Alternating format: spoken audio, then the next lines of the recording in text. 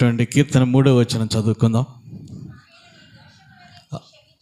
ఆయన నీ దోషములన్నిటినీ క్షమించువాడు, నీ సంకటములన్నిటినీ కుదుర్చువాడు.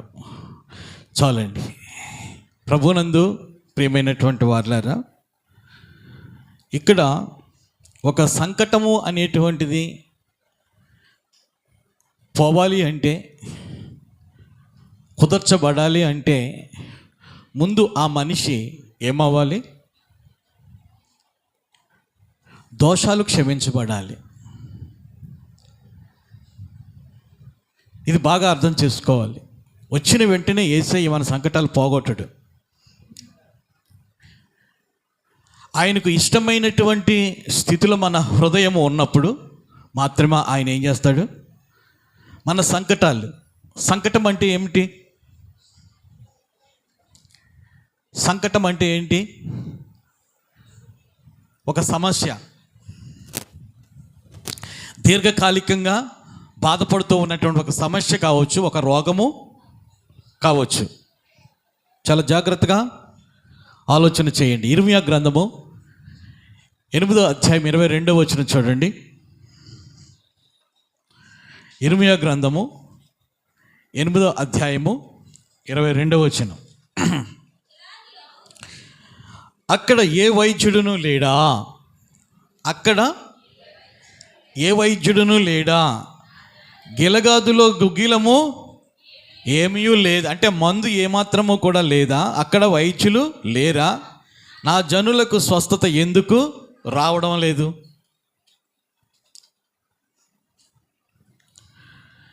బాగా అర్థం చేసుకుందాం. దేవుని పిల్లలమైనటువంటి మనము మహాశక్తి కలిగి, స్వస్థత కలిగి, సంతోషంగా ఉండాలని మన దేవుని యొక్క ఆశ. చెప్పండి, అవునా కాదా? అంతే, అవును. రోగాలతో ఉండాలని ఆయన చిత్తం కాదు. ఏదైనా తోటలో ఆదాముని ఎలా చేశాడు? రోగిగా చేశాడా? వికలాంగుడిగా చేశాడా? చేయలా. మరి ఎందుకు స్వస్థత రావడం లేదు? చాలా జాగ్రత్తగా మనము వాక్యపు లోతుల్లోకి వెళ్ళి దీనిని అబ్జర్వ్ చేయాలి. మనం ఎందుకు రోగులమైపోతున్నాం? ఎందుకు బాధలు అనుభవిస్తున్నాం? మనం ఈ బాధలు, ఈ రోగాలు, ఈ సంకటాలు మనకు ఉంటాయని చెప్పే 53వ యెషయా గ్రంథం చూడండి. 53వ అధ్యాయము 5వ వచనం చదవండి.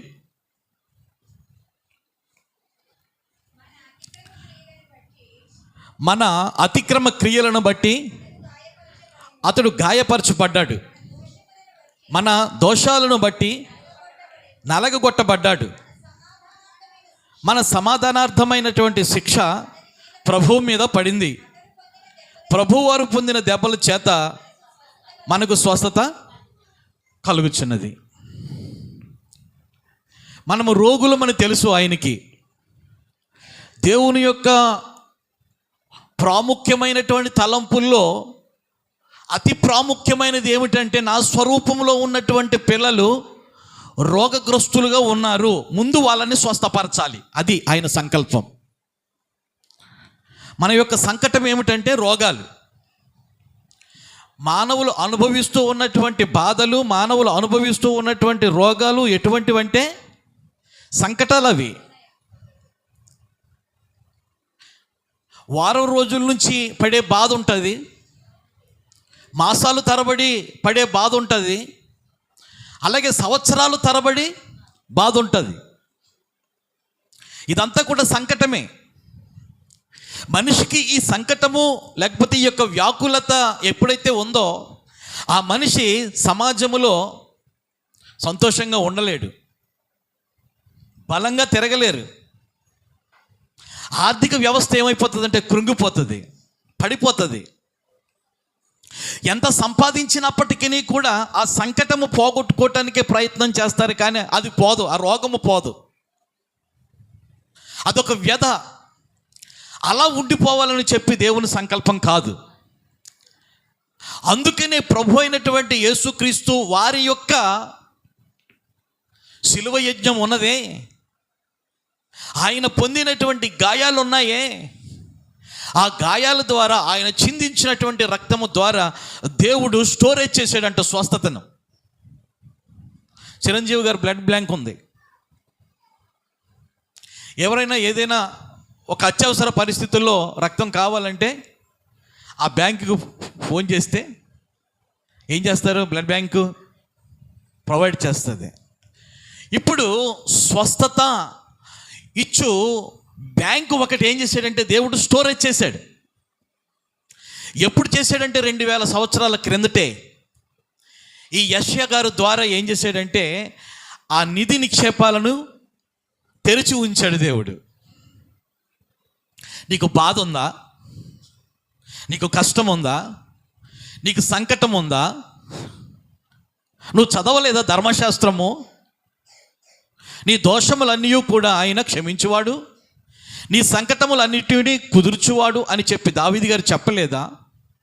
చెప్పినటువంటి అంశము, చెప్పినటువంటి గ్రంథము నీ సంకల్పం ఉందే, నీ చేతిలో ఉందే. రక్షించడానికి, స్వస్థత ఇవ్వటానికి యేసుక్రీస్తు ప్రభువారు మన కళ్ళ ముందే 2000 సంవత్సరాల క్రిందట యజ్ఞమైపోయాడే. ఇవన్నీ కూడా నువ్వు వేసుకునే ఔషధము కంటే శ్రేష్టమైనటువంటి పరలోక ఔషధము కదా.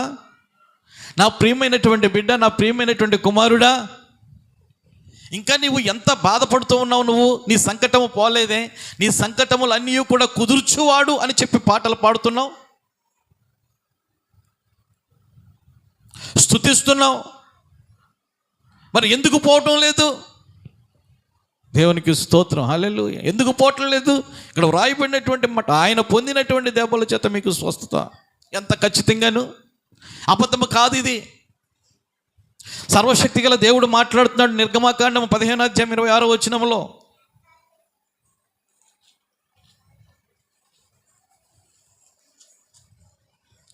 చూడండి. 26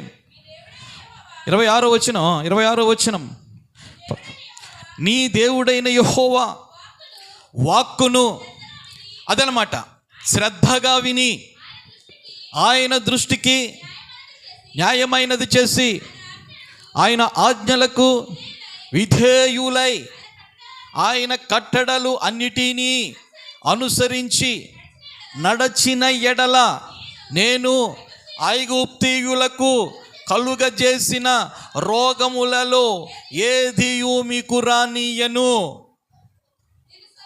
నిన్ను స్వస్థపరుచు యెహోవాను నేనే. ఎవరు చెప్పారు ఈ మాట? నిన్ను నన్ను చేసిన పరమతండ్రి ఏం చేస్తున్నాడు? రాసేసి ఇచ్చేసాడు అంతే. నిన్ను స్వస్థపరచు యెహోవాను నేనే.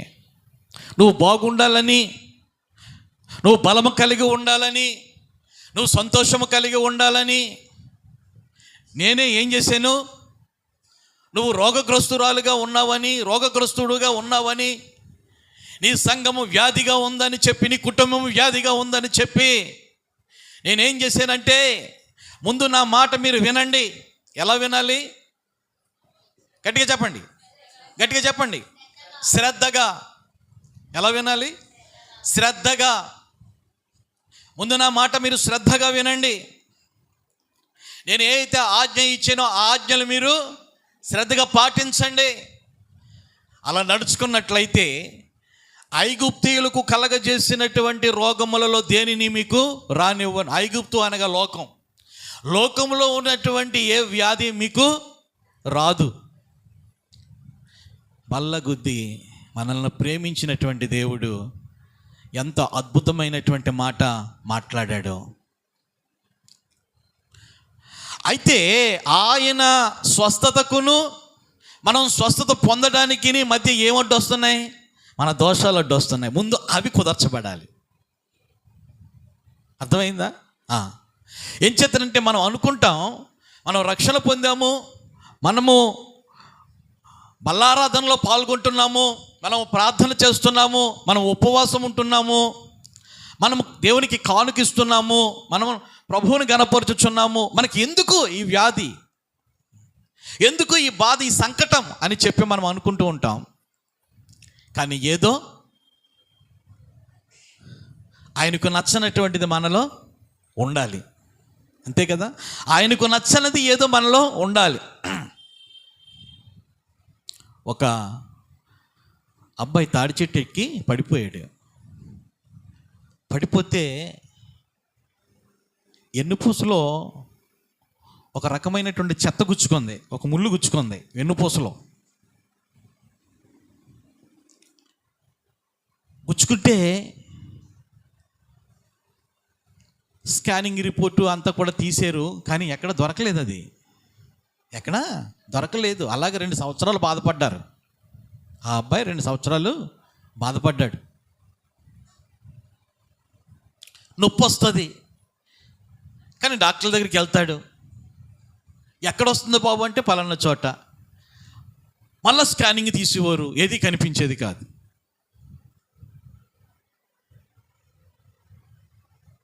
అలా 2 సంవత్సరాలు బాధపడుతూ ఉన్నటువంటి సమయంలో ఉన్నట్టుండి అక్కడ ఒక కాయలాగా వచ్చింది. అది ఎదిగింది. అది ఎదిగిన తర్వాత చితికిపోయింది. చితికిన దాంట్లో నుంచి ఇంత పేడు వచ్చింది. ఏమొచ్చింది? ఇంత పేడు, తాటి పేడు వచ్చింది. ఆ వ్యాధిని బట్టి, ఆ సంకటాన్ని బట్టి ఎన్ని సంవత్సరాలు అతను తీవ్రమైనటువంటి బాధతో గడిపాడంటారు? 2 సంవత్సరాలు. చిట్ట చివరికి ఆ పేడు మొక్క దాంట్లో నుండి బయటకు వచ్చేసిన తర్వాత అసలు ఏ ట్యాబ్లెట్ వేసుకోకుండా అది ఏమైపోయింది? మాడిపోయింది. అంటే మానవుడు చేసినటువంటి ఈ యొక్క దేహములో, అర్థమైందా, ఏదైనా ప్రకృతి సంబంధించినటువంటిది ఏదైనా ఉండటానికి ఇష్టపడుతుందంటారా? ఏదైనా ముళ్ళు కానీ, కళ్ళు ఉన్నాయి, కంట్లో నలక పడింది అనుకుంటాం, భలే పడింది, హాయిగా ఉందని ఎవరైనా అనుకుంటారా? చెప్పండి, ఎవరైనా ఏదైనా హాయిగా ఉన్నదని అనుకుంటారా? కాల్లో ముళ్ళు గుచ్చుకుంది, అబ్బా ఎంత బాగా పరిగెడుతున్నానో నేను అనుకుంటారా? ఏం చేతనంటే శరీరం ఒప్పుకోదు. ఇది దేవుడు చేశాడు. ఈ దేవుడు చేసినటువంటి ఈ యొక్క శరీరంలో నువ్వు ఉండిపోవటానికి ఇష్టపడి వచ్చావా? పో, నువ్వు పోతేనే కానీ నాకు నిమ్మలం ఉండదు, నెమ్మది ఉండదు నాకు అని చెప్పి శరీరం ఏం చేస్తుంది? గెంటేస్తుంది. అర్థమైందా? శరీరం గెంటేస్తుంది. అలాగునే దేవాది దేవుడు ఒక స్వస్థత, ఒక సంకటం మనలో నుండి తీసివేయడానికి ఆయనకు మనకు మధ్యన ఏదో ఒక అడ్డన్నమాట. ఆయనకు నచ్చనిది, అర్థమైందా, ఆయన పరిశుద్ధతకు కానీ, ఆయన నీతికి కానీ, ఆయన యథార్థతకు కానీ ఒక విఘాతం కలిగించే స్థితి మనలో ఉన్నప్పుడు మన నోరు మంచిది కాదండి, మన చేతులు మంచివి కాదు, మన కాళ్ళు మంచివి కాదు. ఈ చేతులు, ఈ కాళ్ళు, ఈ కళ్ళు, దానికంటే ఘోరమైనది ఏంటో తెలుసా? మన హృదయం. అర్థమైందా? మనం మనుషులమే, కానీ దేవుని యొక్క సమాజంలో జీవిస్తున్నప్పుడు అతి పరిశుద్ధులమే మనము. దావీదు గారి కంటే గొప్ప వాళ్ళం, మోషే గారి కంటే గొప్ప వాళ్ళం కావచ్చు, కానీ కాలు తీసి బయట పెడుతుంటే మరలా ఎన్నెన్ని విఘాతాలు మనం చేస్తూ ఉంటాం, మనం చూస్తూ ఉంటాం, ఆలోచనలు చేస్తూ ఉంటాం. ఇవి నచ్చవేమో పరిశుద్ధుడైనటువంటి దేవునికి. అర్థమైందా? పరిశుద్ధుడై ఉన్నటువంటి దేవునికి నోరు జారడు ఆయన, చెయ్య జారడు ఆయన. ఆయన హృదయాలోచనలు అన్నీ కూడా పరిశుద్ధములైనటువంటివి. అటువంటి తలంపులు మనలో లేనప్పుడు సంకటములు కుదర్చబడవు, దోషములు క్షమించబడాలి. అప్పుడే ఆయన ఏం చేస్తాడు? క్షమిస్తాడు. యేసయ్యలో ఒక ప్రత్యేకత ఉంది. 4వ అధ్యాయం మత్తయి సువార్త 22వ వచనం చదవండి.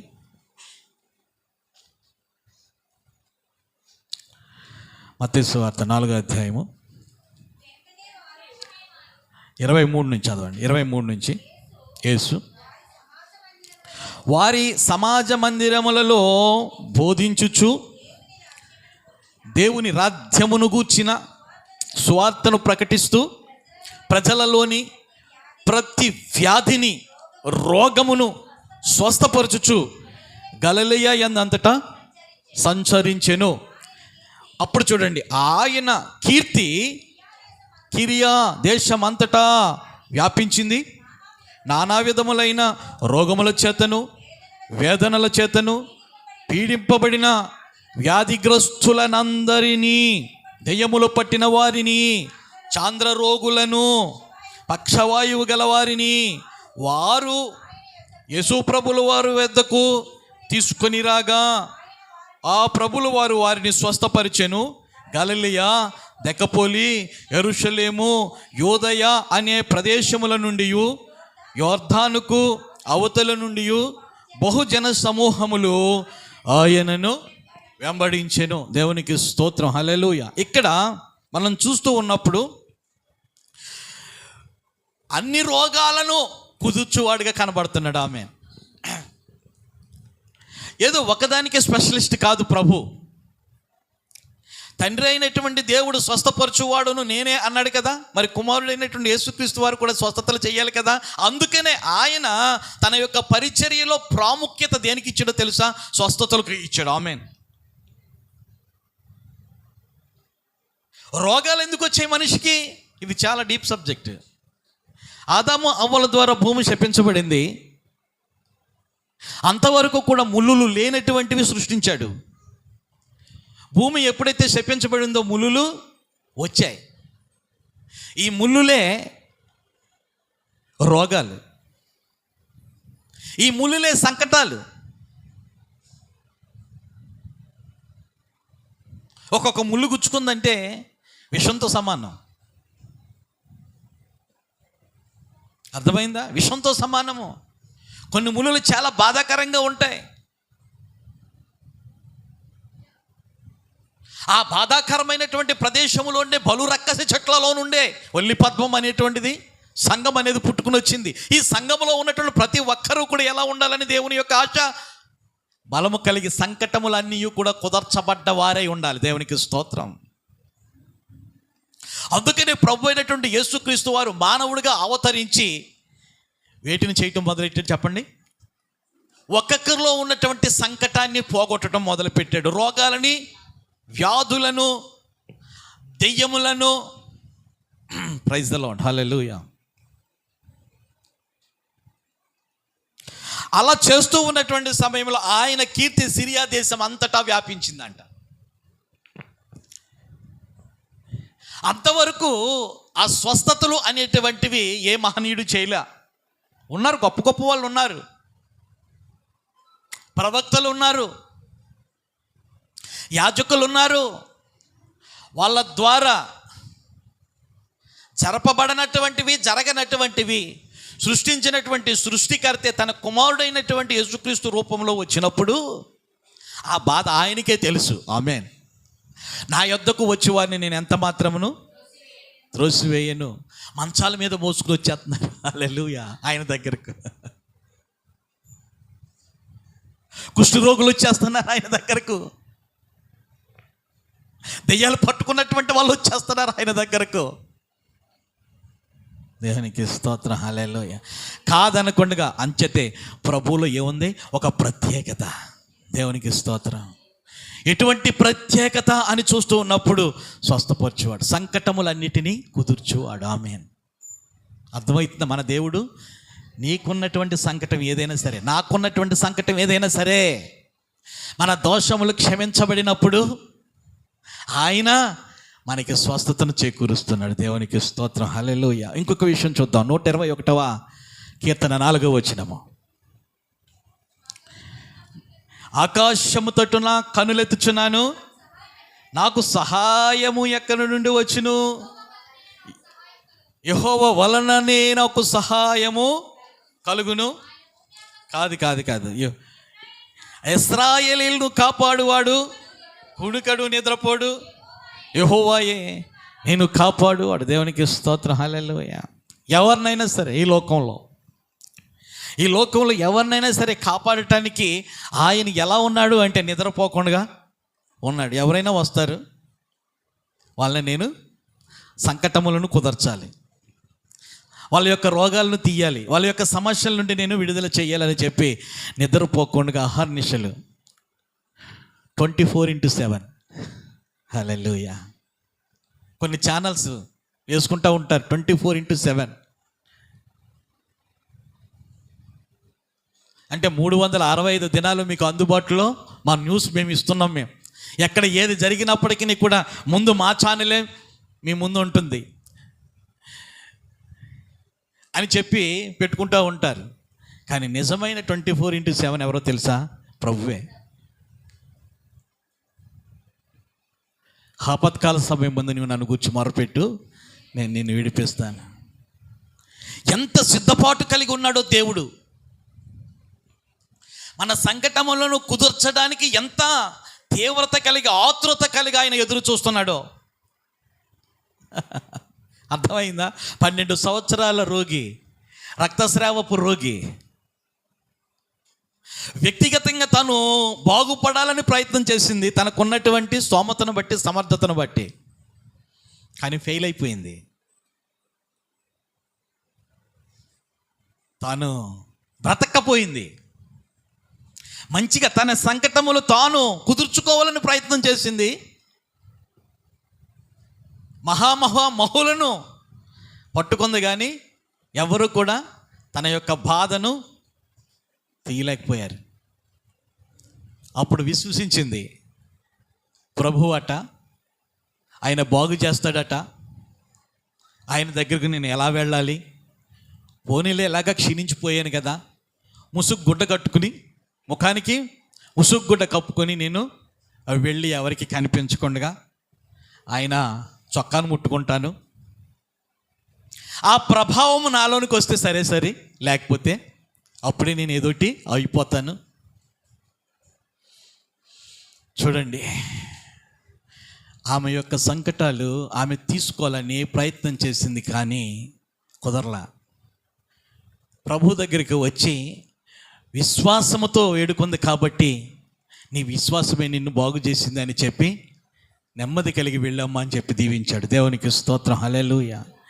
ఎన్ని సంవత్సరాలు మోసింది ఆ భారం? దానికంటే ఎక్కువ భారం ఎవరైనా మోసారా?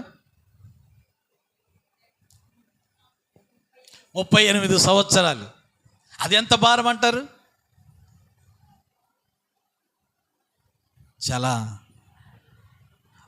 అందుబాటులో ఉండే దేవుడు ఆమె. హల్లెలూయా. ఇంకా మనమే దేవుని యొక్క వాక్యం దేవుని యొక్క వాక్యం చదువుతున్న, దేవుని వాక్యము వింటున్నప్పటికీ కూడా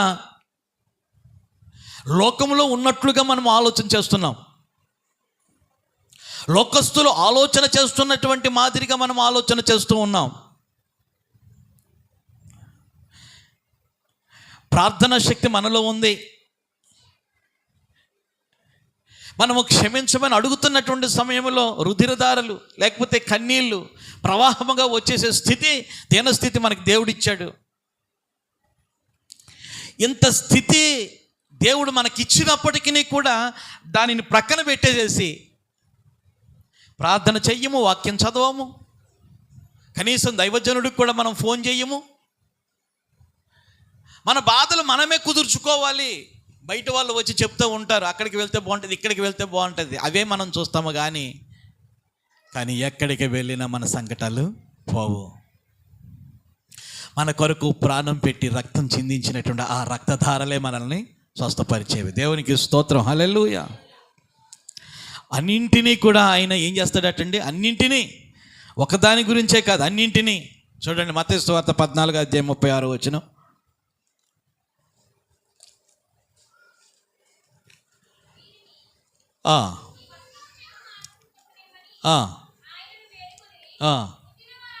ముట్టిన వారందరూ స్వస్థత పొందిరి. ఈమె యొక్క సాక్ష్యాన్ని బట్టి ఇంకా అందరూ కూడా దేని మీద పడ్డారో తెలుసా? హల్లెలూయా. చూసారా? ఆయన చేతులు కాదు, ఆయన జుట్టు కాదు, ఆయన పాదాలు కాదు, మనకి ఆయన వస్త్రం, ఆయన అంగీని తాకితే చాలు మనం బాగుపడతామని చెప్పి, ఎంత ప్రేమ అండి. ఏయ్, నన్ను ముట్టుకుంటున్నావా? నా బట్టలు ఎటువంటివి అనుకుంటున్నావు? ఈ పరలోకంలో స్టిచ్చింగ్ చేయబడ్డాయి. నా తండ్రి ఇచ్చాడు ఇది మహిమ వస్త్రం, దీనిని మళ్ళీ నుంచి చేస్తారా మీరు భూలోకవాసులు, నేను పరలోకవాసుని అన్నాడంటారా? అక్కడ ఆయన తన యొక్క జాలి, తన యొక్క ప్రేమ, తన యొక్క ఆప్యాయత ఆయనలో ఉండిపోయిందని మనం బాగుపడాలని దేవునికి స్తోత్రం. హల్లెలూయా. మనము సంఘముగా కూడుకోవాలి, మనం సంఘముగా కూడుకొని ఆయనను ఆరాధించాలి, మనము సంఘముగా కూడుకొని ఆయన యొక్క ఆజ్ఞలు పాటించాలి, మనము ఆయన సంఘముగా కూడుకొని ప్రియుడై ఉన్నటువంటి యేసుక్రీస్తును స్వాగతించాలి అన్నటువంటి అనుబంధము కలిగి, అటువంటి ఆలోచన కలిగినటువంటి పరమ తండ్రి యేసయ్య ఏం చేశాడో తెలుసా? ఆయన దగ్గరకు వచ్చినటువంటి ప్రతి ఒక్కరిని కూడా నన్ను తాకితే మీరు బాగుంటారని చెప్పి ఏం చేశాడండి? అంతే ఒప్పేసుకున్నాడు. నన్ను తాకితే మీరు బాగుంటారు, లేకపోతే నేను తాకితే మీరు బాగుంటారు. ఆయనను తాకినటువంటి వారు బాగుపడ్డారు, ఆయన తాకినటువంటి వాళ్ళు కూడా బాగుపడ్డారు. యాయిరు కుమార్తె చచ్చిపోయింది తాకగలదంటారా? యేసయ్యను పట్టుకోగలదంటారా? అప్పుడు ఎవరు పట్టుకోవాలి? యేసయ్య పట్టుకోవాలి చచ్చిపోయిన శవాన్ని. చచ్చిపోయినటువంటి శవాన్ని ఆయన పట్టుకుంటే ఆయన ఏం చేస్తాడు? ఆయన చెయ్యవలసింది చేస్తాడు, ఆయన సంకటాలన్నీ కూడా కుదురుస్తాడు.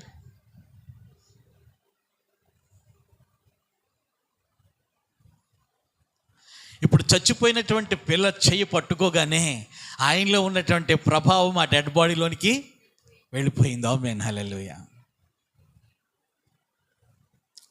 చచ్చిపోయిందని నేనేమని ఎలా చెప్పగలుగుతున్నానంటే, వాళ్ళందరూ అక్కడికి వచ్చినటువంటి వాళ్ళందరూ కూడా డిక్లేర్ చేసేసారు, ఆ బోధకుణ్ణి బాధ పెట్టొద్దు,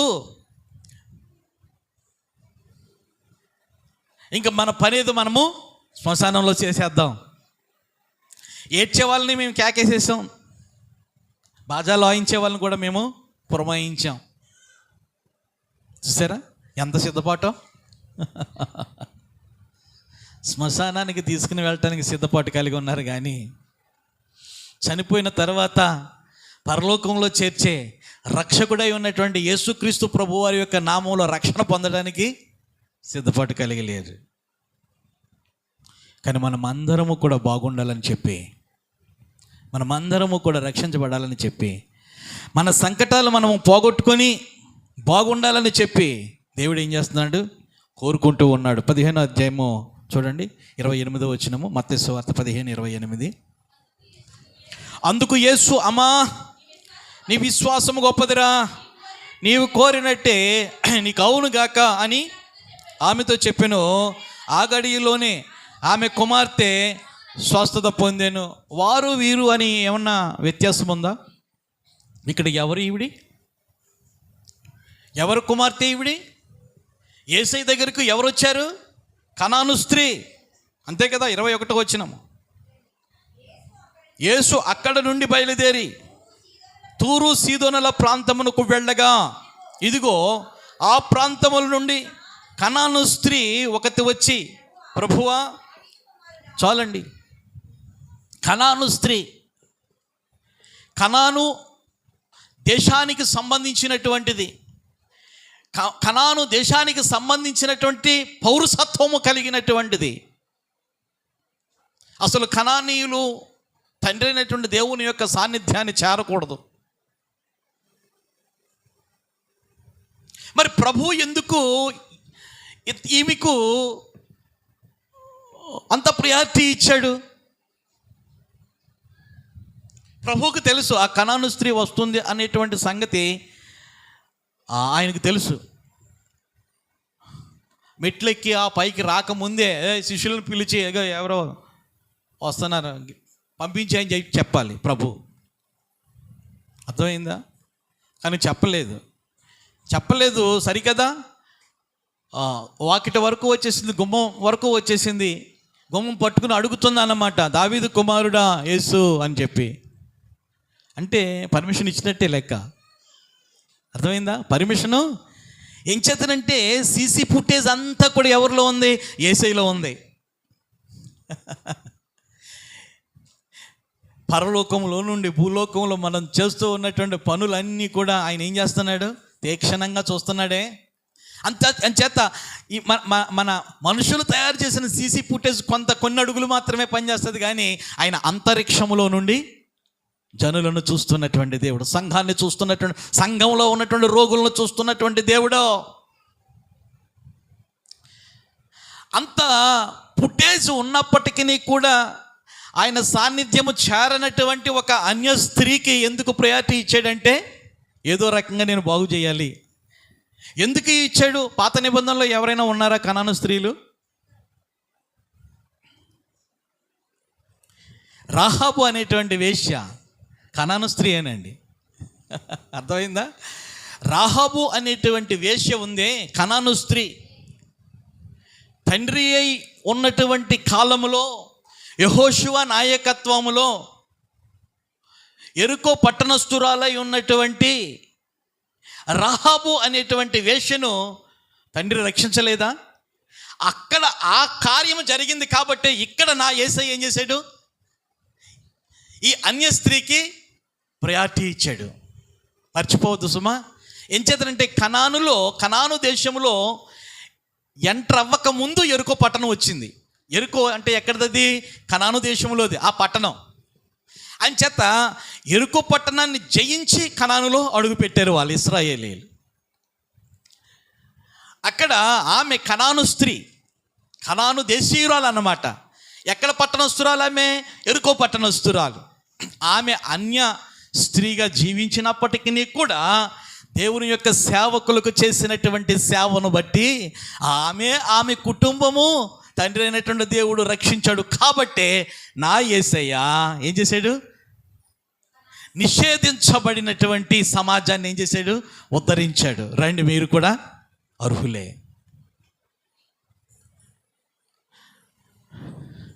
తండ్రి యొక్క సాన్నిధ్యాన్ని చూడటానికి ఒక సంకటంగా ఉండేదంట వాళ్ళకి. ప్రభుతో పబ్లిక్గా మాట్లాడటానికి వాళ్ళకి ఇష్టత ఉన్నప్పటికీ కూడా వాళ్ళ యొక్క సమాజంలో ఉన్నటువంటి వాళ్ళు ఏమనుకుంటారో ఒక సంకటంతో ఉండేవారట.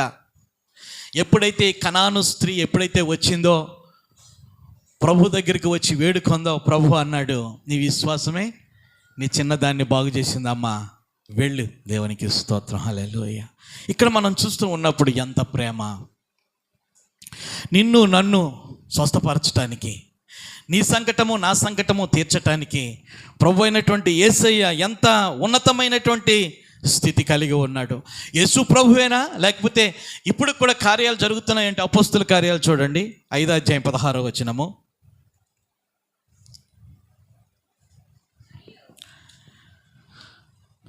5వ అధ్యాయము 16వ వచనం. మరియు యెరూషలేము చుట్టూ నుండి పట్టణముల జనులు రోగులను అపవిత్ర ఆత్మల చేత పీడింపబడిన వారిని అందరినీ మోసుకొని వారందరూ స్వస్థత పొందిరి. ఎవరు స్వస్థపరిచారు ఇక్కడ? ఎవరు స్వస్థపరిచారు ఇక్కడ? చెప్పండి. ఈ యొక్క స్వస్థపరిచే అధికారము ఎవరికి ఇచ్చాడు దేవుడు? పరిశుద్ధాత్మ ద్వారాను అపోస్తులందరికీ ఇచ్చేసాడు. ఆమేన్. అర్థమైందా? అపోస్తులందరికీ కూడా ఇచ్చేసాడు. అపోస్తులు అంటే ఎవరు? పామరులు, దద్దమ్మలు. కానీ ప్రభువు ఏదైతే చెప్పాడో ఆ చెప్పినటువంటి మాటను విశ్వసించి పరిశుద్ధాత్మ కొరకు 10 దినాలు కనిపెట్టి ప్రార్థన చేసినటువంటి సమయంలో వాళ్ళు పొందుకున్నటువంటి అగ్నిఅభిషేకం ఉన్నదే, దాని ద్వారా ప్రతి ఒక్కరూ కూడా పరిశుద్ధాత్మలో ఉన్నటువంటి వరాలు పొందుకున్నారు. అంచేత యేసు ప్రభు వారు చేసినటువంటి అద్భుతాల కంటే ఎక్కువ వాళ్ళు ఏం చేశారండి? చేశారు. ఆ అద్భుతాలు చేశారు కాబట్టే ప్రజలలో ఉన్నటువంటి సంకటములన్నీ కూడా కుదిర్చారు. కాబట్టే అందరూ కూడా ఆ మొదటి శతాబ్దంలో 3000 మందిగా సంఘము కూడుకుంది.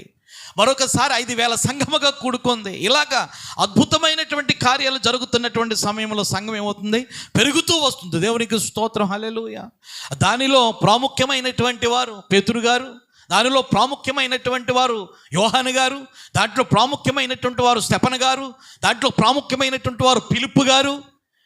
వీళ్ళందరూ కూడా వీళ్ళని తాకేసరికే దెయ్యాలు వెళ్ళిపోయాయట, వీళ్ళని తాకేసరికే రోగాలు వెళ్ళిపోయాయట. ఎంత ప్రేమ లేకపోతే సామాన్యమైనటువంటి మనుషులకు ఆ దైవశక్తినిచ్చి దేవుడు వాడుకుంటాడండి? ఒక్కసారి ఆలోచన చేయండి. మన మీద ప్రేమ అండి ఆయనకి. నువ్వు బాగుండాలి, నీకున్న రోగం పోవాలి, నీకున్న దోషము క్షమించబడాలి. నీ దోషాలు నీ అందే ఉంచుకొని, నీ కుటుంబంలోనే ఉంచుకొని, నీ సంఘంలోనే ఉంచుకొని అది కావాలి ఇది కావాలి అంటే ఏమండి అప్పు తీరకుండా అప్పు ఇచ్చేస్తారా బ్యాంకుడు? డాక్టర్ వాళ్ళకి ఇచ్చేస్తారా? మహిళలు కదా పోరాడితే ఇచ్చేస్తారా ఏమా? మరి దేవుని యొక్క నీతి, మరి దేవుని యొక్క ధర్మం, మరి దేవుని యొక్క న్యాయం, దేవునికి స్తోత్రం, హల్లెలూయా. దావీదు దేవుని చేత నా ఇష్టానుసారుడైన మనుష్యుడు అని చెప్పి అనిపించుకున్నాడు. అంటే దోషాలు క్షమించబడ్డాయి కాబట్టి. అర్థమైందా? దేవుడిచ్చినటువంటి మన నోటిని పరిశుద్ధంగా ఉంచుకుందాం. నోటిని బట్టి కూడా చాలా తీవ్రమైన అనారోగ్యాలు వస్తాయి. పరిశుద్ధంగా ఉంచుకోమంటే పూజిత అంటుంది ఏ పేస్ట్తో కడుక్కోవాలంటే పాస్టర్ గారు అంటుంది. ఏ పేస్ట్తో కడుక్కుంటే పరిశుద్ధంగా ఉంటుందండి నోరు?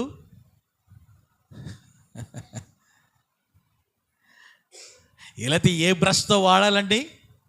దేవునికి స్తోత్రం.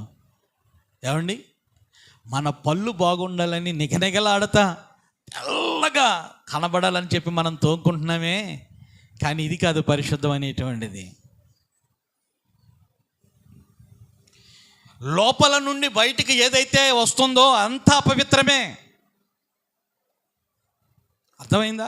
లోపల నుండి ఏదైతే బయటకు వస్తుందో అంతా అపవిత్రం, బయట నుండి లోపలికి వెళ్ళేది అంతా పరిశుద్ధమే. దేవునికి తినే తిండి కావచ్చు, వినే మాటలు కావచ్చు, నువ్వేదైతే విని లోపల ఉంచుకుంటున్నావు అంతా పరిశుద్ధమే. కానీ నువ్వు తిన్నదైనా విన్నదైనా మరలా నోటికి అప్పచెప్పినప్పుడు అది అపవిత్రం అయిపోతుంది. అది ఒప్పుకోవట్లేదు బైబిల్. ఆయన ఆజ్ఞలను మలినం చేసేస్తున్నాయి, అయ్యి కంపు చేసేస్తున్నాయి. కాబట్టి ప్రభువునందు ప్రియమైనటువంటి వారులారా, దేవుడు మన సంకటములన్నిటినీ కుదుర్చువాడుగా, మన దోషములన్నిటినీ కూడా క్షమించేవాడిగా ప్రభు ఉంటున్నటువంటి సమయంలో మనము ఎలా ఉండాలి, మనం ఏ స్థితిలో ఉండాలి ఒక్కసారి మనం ఆలోచన చేయాలి. చూడండి 103వ కీర్తన మళ్ళీ 3వ వచనంలోకి వచ్చేద్దాం.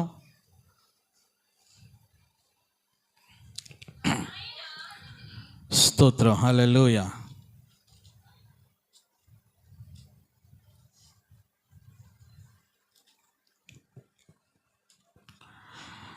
ఆయన దోషములు, నీ దోషములన్నిటినీ క్షమించేవాడు, నీ సంకటములన్నిటినీ కుదుర్చేవాడు, సమాధిలో నుండి నీ ప్రాణమును విమోచించుచున్నాడు, కరుణా కటాక్షములు నీకు కిరీటముగా ఉంచుచున్నాడు, పక్షిరాజు యవ్వనము వలె నీ యవ్వనము క్రొత్తదగినట్లు.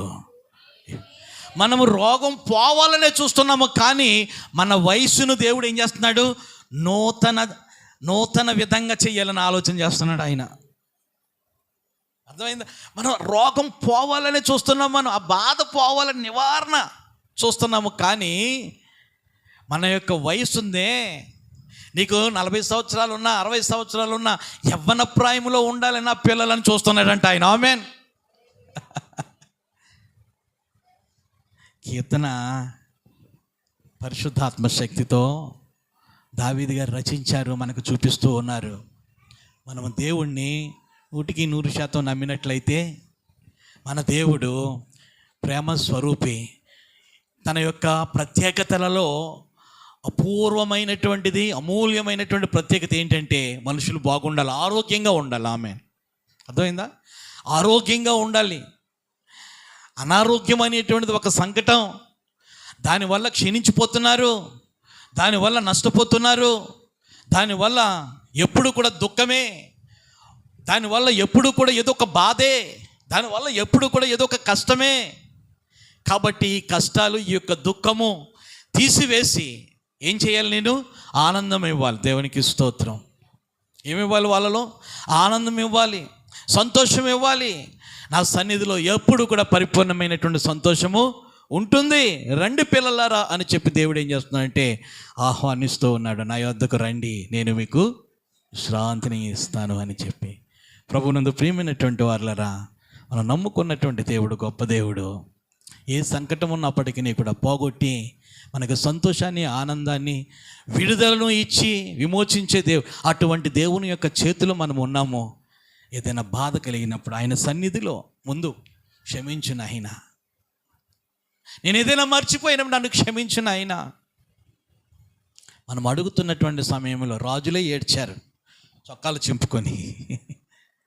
ఏమండి, రాజులే ఏడ్చారండి. శత్రువులు వాళ్ళ మీద పడి వాళ్ళ యొక్క దేశాలను పట్టుకోవటానికి వచ్చుచున్నటువంటి సమయంలో ఆ చంటి పిల్లల వలె దేవుని యొక్క సముఖంలో వాళ్ళు ఏడ్చారు. వాళ్ళ యొక్క యథార్థత, ఏడుపు, ఆ దుఃఖాన్ని చూచినటువంటి దేవుడు అద్భుతమైనటువంటి విజయాన్ని ఇచ్చాడు. దేవునికి స్తోత్రం, హల్లెలూయా. మనకును విజయముని ఇచ్చే దేవుడు